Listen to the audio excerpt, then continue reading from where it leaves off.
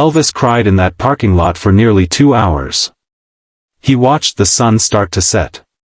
Watched other people come and go from Sun Records. Watched his dreams crumble into dust. Then something shifted. Elvis wiped his eyes and looked at his reflection in the rear-view mirror. He looked like hell. Eyes red, face blotchy, hair messed up from running his hands through it. But underneath all that, he saw something else. He saw his mama's face when she'd given him that guitar. He saw the lunch lady who'd fed him for free so he could chase this dream. He saw the mechanic who'd given him work so he could buy guitar strings. He saw every person who'd ever believed in him. And Elvis got angry. Sam Phillips had said he was too different. Well, maybe being different was exactly what the world needed. Sam said he didn't fit anywhere. Well, maybe it was time to create a place where he did fit. Elvis started his truck and drove straight to his parents' apartment. He found his mama in the kitchen and she took one look at his face and knew something had happened. "Baby, what's wrong?" "I auditioned at Sun Records today," Elvis said. "Sam Phillips told me to stick to truck driving. Said my music was too confused, too different. Said I'd never make it."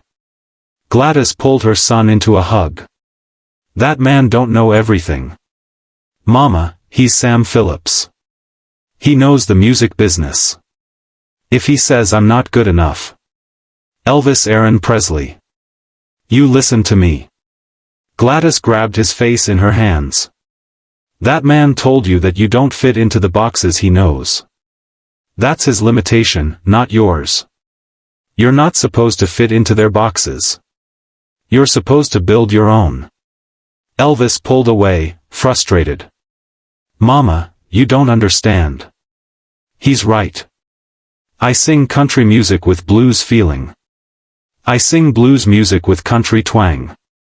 I don't sound like anybody else, and that's not a good thing in the music business." "That's exactly why it's a good thing," Gladys insisted. "Baby, there are a million singers who sound like everybody else. The world don't need another one of those. The world needs someone who sounds like nobody else. The world needs you." Elvis wanted to believe her, but Sam Phillips' words were still fresh in his mind. "I'm going to tell you something," Gladys said. "You remember when you were rejected from the school choir?" "Yes, ma'am." "And you remember what I told you then? You said being different was special. And I was right, wasn't I? You didn't need their choir. You've been making your own music ever since. This is the same thing, baby. Sam Phillips don't see what you are yet. But that don't mean what you are isn't valuable. It just means he's not ready to understand it." Elvis sat at the kitchen table, his head in his hands. "Mama, I don't know if I can keep doing this. Keep getting rejected. Keep being told I'm not good enough." "Yes, you can," Gladys said firmly. "And you know why? Because every time somebody tells you no, you're going to use that as fuel. You're going to prove them wrong. That's what strong people do. They turn pain into power." That night, Elvis made a decision. He took the $3.72 from his pocket and used it to buy a small notebook. On the first page, he wrote down exactly what Sam Phillips had said. "Too different, too weird, doesn't fit anywhere. Stick to truck driving." Then underneath those words, Elvis wrote his own response. "I'll show you what different can do." Over the next few months, Elvis didn't give up. He kept practicing. He kept playing at local venues. He kept singing on the radio when amateur shows would have him. And he kept developing that unique sound that Sam Phillips had dismissed as confused. In June of 1954, just 5 months after that devastating audition, Marion Kisker called Elvis.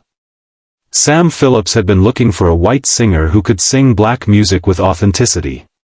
And Marion had never forgotten the kid with the shaky hands and the unusual voice.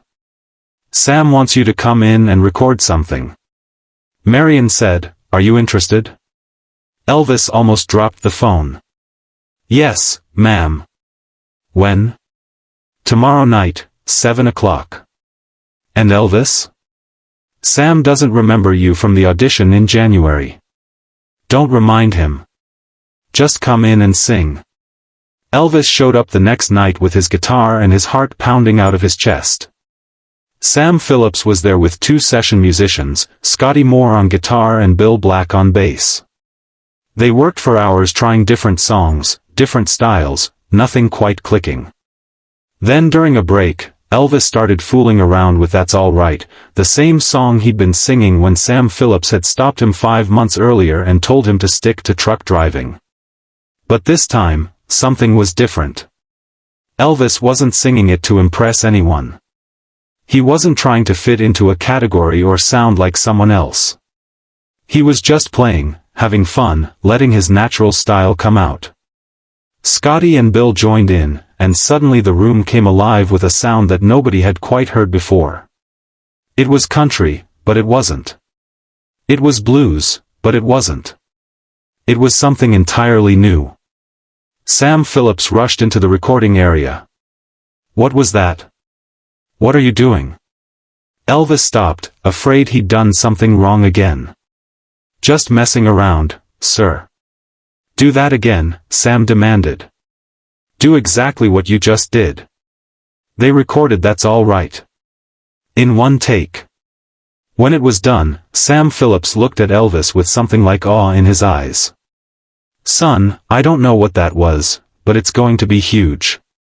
Elvis wanted to remind Sam that 5 months earlier he'd called this same style confused and not commercially viable, but he kept his mouth shut and smiled. "That's All Right" was released in July 1954. Within weeks, it was the most requested song on Memphis radio. Within months, Elvis Presley was playing sold-out shows. Within 2 years, he was the biggest star in America.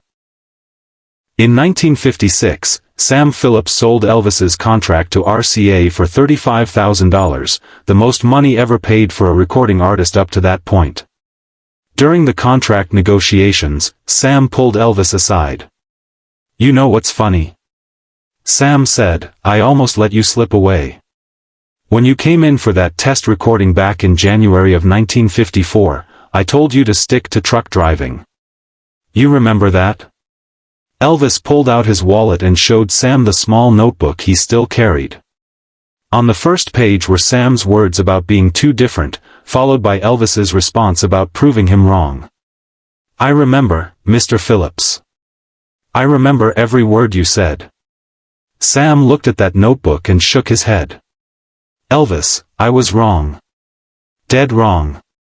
You weren't too different. I was too scared of different.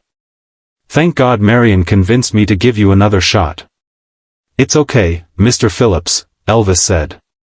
"You taught me something important that day." "What's that?"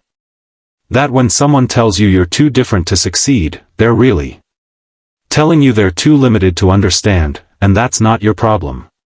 It's theirs." Elvis kept that notebook for the rest of his life. He'd pull it out whenever he felt discouraged or when someone told him he couldn't do something. It reminded him that rejection isn't failure.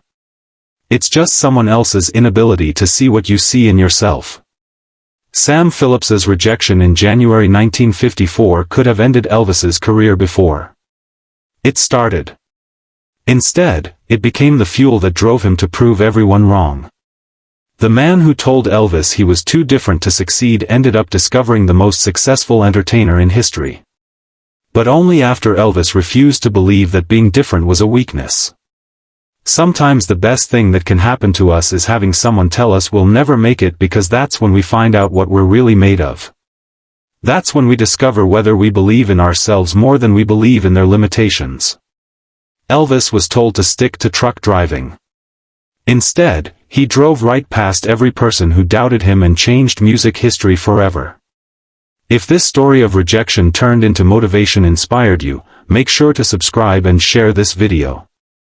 Let us know in the comments if someone ever told you that you weren't good enough and what you did about it. Sometimes the best revenge is simply proving them wrong by becoming exactly who you were meant to.